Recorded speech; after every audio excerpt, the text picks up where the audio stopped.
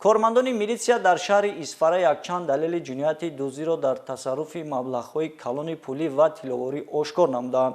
مورد به ذکر است که دستگیر شده با این کردار جنایتی خود به جبریدگان بیش از 100,000 سومانی ضرر رسانیده است. فعالیت اپراتیوی جستجویی کارمندان شعبه یکم وزارت کارهای داخلی در شهر اسفاره در سمت آشکار نمودن جنایت‌های سربسته نتیجه موفق داد. با غافلگیر کردن یک تن گمانبر شده کارآزموده در جوده دزدی، رحمتوف محمد نعمتویچ سال تولدش 1991 استقامت کننده شهر اسفاره که قبلا با جرم دزدی سود شده است، گیره دو حالت دزدی دوام ماه می صادر شده و باز 7 جنایت نوک شده که از آغاز سال جاری به قید گرفته شده بود کشوده، طور در عرفیت میگویند حق به حقدار رسید. تا اندازه کاربری میلیسیا شهر اسفاره دل نفرانی در دزدی ها ضرر دیده را تسکین بخشید، زیرا جنایت پیشه را جزا ناگزیر است. گمانبر شده محمد رحمتوف طور نشان داد میدهد کسی از جبریده ها را نمیشناخت. منزل های استقامتی را انتخاب مینمود که دروازه آنها قلف آویزان داشتند. حالت مذکور از آن درک میداد که صاحب خانه ها در منزلشان حضور ندارند. در تفتیشات پیشکی پرونده جنایتی معین کرده شد که گمانبر شده رحمتوف محمد نعمتویچ در 9 حالت دست به صادر کردن جنایتی دزدی زده از خانه شهروندان جواهرات طلایی و مبلغ‌های پولی را تصرف نموده است. سراغ‌هایی که گمانبر شده رحمتوف محمد نعمتویچ جنایت صادر کرده است این محل‌های 12 13 و محله بیناکار شهر اسفاره میباشد. یک عددی گردنبند و دستبند طلایی مالکیت جبریده‌ها و تلفن موبیلی از مبلغ دزدی خریداری شده یگانه پردمت دزدی هاست که میلیسیا رویانید. گمانبر شده رحمتوف دزدی احتیاطکار و ماهر است که در تنهایی دزدی ها را صادر نموده است. یگان آلات و اسباب های مخصوصی در کشایی را نیز با خود نمیگردانید. از پردمت های در جای حادثه دسترس استفاده برده به مقصد می رسید و اساساً به تصرف پول و طلاواری میل داشت. اطلاع میدهد تفتیشات پیشکی. اما کارکرد درست اخبارات و فرضیه ها توسط متدهای اپراتیوی با استفاده از اصول های کریمینالیستی میلیسیا را موفق گردانید که پیش روی حرکت های جنایتی را گیرد. دوز با منزل استقامتی شما ورود شده چی چیزی شما را گرفت؟ زنجیر با کلانشو 4 تا انگشترینو $30,000 و 300,000 پولی ازبک 2,000 پولی اوروس سانی 2,900 سامانی.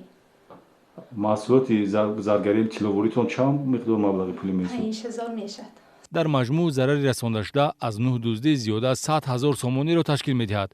جبریده ها از 1000 تا 32,000 سومانی ضرری مال و ملکی دیدند. فعلا از روی حادثه با ماده 244 کدکس جنایتی پرونده جنایتی آغاز گردیده نسبت گمانبر شده محمد رحمتوف چاره پیشگیری در نمود حبس تطبیق شده است.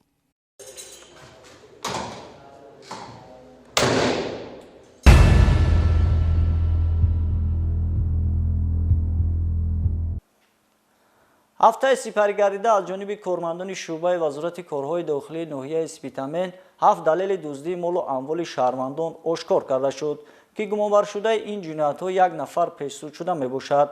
شرح پوره این جنایت‌ها در گزارش همکارانمان از ولایت سوخ. کارمندان شعبه وزارت کارهای داخلی در ناحیه اسپیتامن هنگام پیگیری‌های اپراتیوی وابسته به جنایت‌های نوک شده دزدی که در حدود ناحیه دوام 3 ماهه آخر سال روان با قید گرفته شده بود، اصلاح ناشوندگی نفر قبلا 3 مرتبه سود شده شهروند اوزاقوف امیدجان ارکینویچ سال تولدش 1982 ساکن جماعت دهاتی تورسون اولجابایف ناحیه را آشکار نمودند. دلی به پول مفت عادت کرده باز راهی او را به سمت محبسخانه تخت و هموار نمود. 7 حالت دزدی از منزل‌های استقامتی به او نسبت داده می شود. این طرف گذاشته آمدم دیدم که دروازه قلفش آویزان بود من این قلف می‌سازم. باوری حاصل کردم خواننده هیچ کم نیست است. سونی کنتش با دیوار گذاشته رفتم از دیوار گذاشتم کنه خانه. منزل‌های هدف یغماگر قرار می‌گرفت که قلف آویزان داشتند. طور اوزاقوف نشان داد می‌دهد در قلف و دیوارهای احاطوی نه به منفعت صاحب خانه بلکه به منفعت او خدمت می‌نمود. پول نقد و طلاواری پردمت اساسی دزدی‌هاست که تصرف شدند. با اطلاع تفتیشات در صورت نیافتن پول یا طلا گمانبر شده لوازمات روزگار و اشیاءهای معیشی را نیز با خود می‌برد. ما صحراده بودیم همین دیزا در آمده همه اینجا کشیلاک بود 5,000 سامان پول بود و همین طلای انگشترین همین حاضرینگی بزرگ 4,000 و میگفتگی چیز رو دوزده برفتگیده манзили аксари ҷабрдидаҳо замони ҳадафи гумонбаршуда қарор гирифт аст ки соҳибонаш бо сабабҳои гуногун дар хона ҳузур надоштанд. Масалан, санаи 1 май вақте ки аъзои оилаи Соҳибовҳо, истиқоматкунандагони ҷамоати деҳоти Турсун Улҷабоев, кӯчаи Спитамен ҳавлии рақами 27 барои анҷом додани корҳои саҳроӣ аз хона берун рафта буданд, дар манзилашон дуздӣ содир шуд. ё ин ки Оқилаҷон Устобобоеваи нафақахӯрро ҳангоми дар меҳмонӣ буданаш ғорат карданд.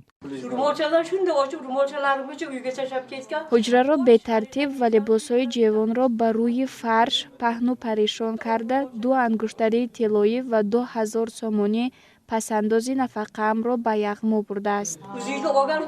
дуздиҳо дар рӯзи рӯшан, аниқтараш нисфирӯзӣ содир шуданд. сокинони шаҳраки Навкат ва ҷамоати деҳоти Турсун Улҷабоеви ноҳия асосан аз чапдастиҳо зарар диданд. қисме аз далелҳои шаъиро милитсия аз гумонбаршаванда Умедҷон Узоқов рӯёнида нисбати ӯ бо моддаи 244 кодекси ҷиноятӣ парвандаи ҷиноятӣ оғоз карда шудааст.